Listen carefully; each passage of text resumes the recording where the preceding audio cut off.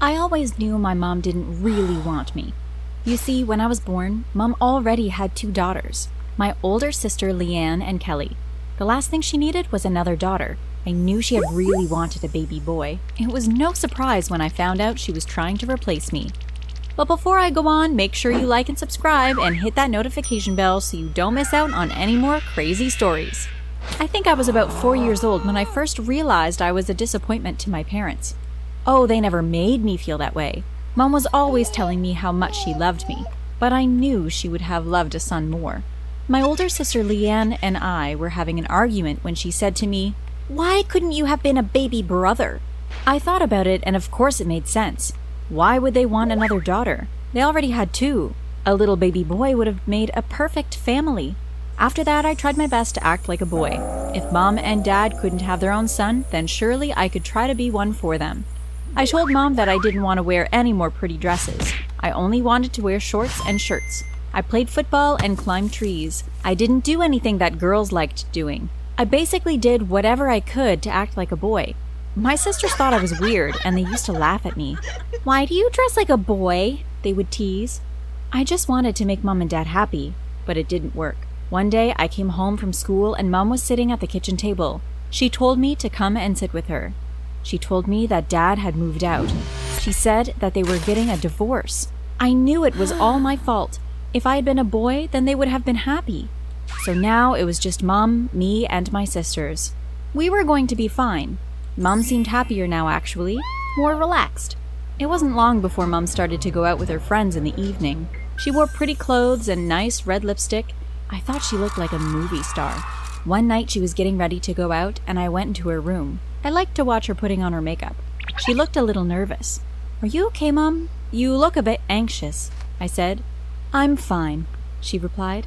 "Actually, I'm quite excited. I'm going on a date tonight." I was shocked. I had never imagined that Mom would get a new boyfriend. I didn't want to share Mom with anyone else, but that's what I ended up doing. Mom started seeing John all the time. It wasn't long before she wanted to introduce John and his son to our family. She invited them to our house for dinner. We all sat around the table. My sisters were laughing and joking with John and his son Jake, but I hated them. I knew they just wanted a brother. Then the worst thing happened. Mom said that John and Jake were going to come and live with us. I couldn't believe it. "You will have to share a bedroom with Kelly," Mom told me. "Jake will need to have your room." Now I really didn't like them. Why should I have to give up my room for him? So Mom finally had the boy she had always wanted. I knew what I had to do. I was going to make Jake so unhappy that he would make his dad move out again. I began to plan all the mean things I could do to him. I would hide behind doors and jump out to scare him when he walked by. I would hide his socks so that he was late for school. One time I even spilt my drink all over his homework. But it didn't work. Every time I did something, he just went running to Mom and she put her arms around him and comforted him. I knew I would have to do something more drastic, so I came up with a plan to get rid of John. I walked into the kitchen one Saturday afternoon and Mom was there alone. "Mom, I have something terrible to tell you," I said. Mom looked at me worriedly. "I saw John in town and he had his arm around another woman." The color drained from Mom's face. I felt a bit guilty, but I carried on. "I think he is cheating on you," I said. That night, when John came home from work, Mom confronted him. Of course John denied everything. He told Mom that he hadn't even been into town. He definitely wasn't cheating on her. Mom believed him. I was so annoyed. I had to come up with a better plan. I was sitting in my bedroom trying to think of what else to do when Jade came in. At first I had hated not having my own room, but now Kelly and I were closer than ever before. We shared all our secrets, like the time when Kelly had a crush on a boy that lives across the road from us. I decided I would ask for Kelly's help. I told her all about my plan to get rid of John and Jake. I told her that I had been planning tricks on Jake to make him unhappy, and that I made up the whole story about John cheating. I thought she was going to help me to think of another way to get rid of him, but instead, she jumped up and ran downstairs. I couldn't believe it. Kelly told Mom and John everything. Mom called me downstairs. "Why would you make that story up?" Mom asked. "You can't do things like that." Mom put her arms around Jake. "I'm so sorry you have to go through this, Jake," she said. "Come on, we're taking you out for a treat." "You are grounded," Mom then said, looking at me. I was sent to my room. Mom, John, my sisters, and Jake all went out for dinner at a new pizza place in town. I sat in my room crying. I hated them all. They didn't want me. They had their perfect family already. Well, I didn't need them either. I was going to run away. I packed up my things in a bag and grabbed my coat. I would go and live on my own. I didn't really know where I was going to live, but I set off walking towards town. Town didn't seem so much fun at night on your own, but anything was better than living with them. I found a place under a bridge that was sheltered and put down my bag. I was going to sleep here tonight. I lay down on the cold floor. It wasn't very comfortable. I tried to sleep, but I could hear strange noises and was afraid something was going to get me. I don't know how long I lay there, but eventually I fell asleep. When I woke up, I was shivering. The morning was damp and my body ached from laying on the cold stone floor. I would have to pick somewhere better to sleep. I packed up my things in my bag and set off walking again. I didn't know which direction to go, but I thought it best to head towards the shops. I was hungry.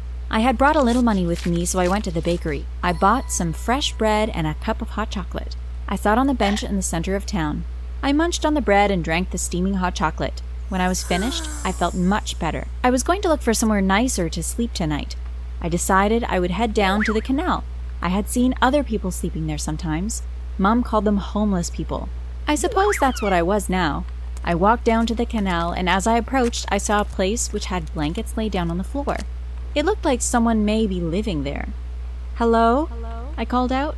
I heard a rustle, and someone looked out from under a piece of cardboard. It was a girl. She looked a bit older than me.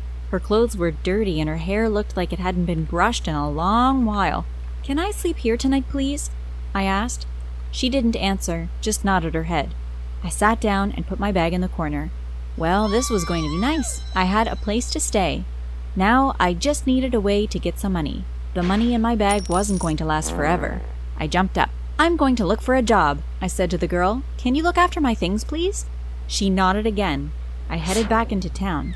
I spent all day looking for a job. I went into every shop, but the answer was always the same. "No, we don't have any vacancies." I was feeling sad, but I wasn't going to give up. I was going to try again tomorrow. At least I had somewhere nice to sleep tonight. I went back to the canal, but as I went around the corner, I looked into the place where the girl had been staying. There was nothing there. The blankets had gone, the cardboard was gone. Where was my bag? I looked around frantically, but it wasn't there.